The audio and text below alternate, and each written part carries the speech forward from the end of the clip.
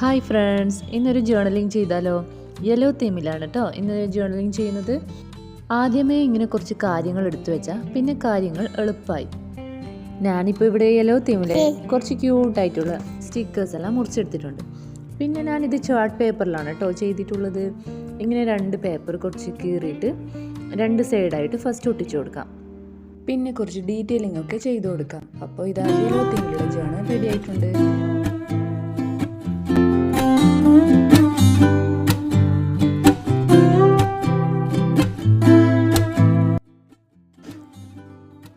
ആദ്യം ഒരു ചെറിയ പോർഷൻ മുറിച്ചെടുക്കുക. പിന്നെ അതിനെ ഒരു വൈറ്റ് പേപ്പർ യൂസ് ചെയ്തിട്ട് ഫോൾഡ് ചെയ്തെടുക്കുക.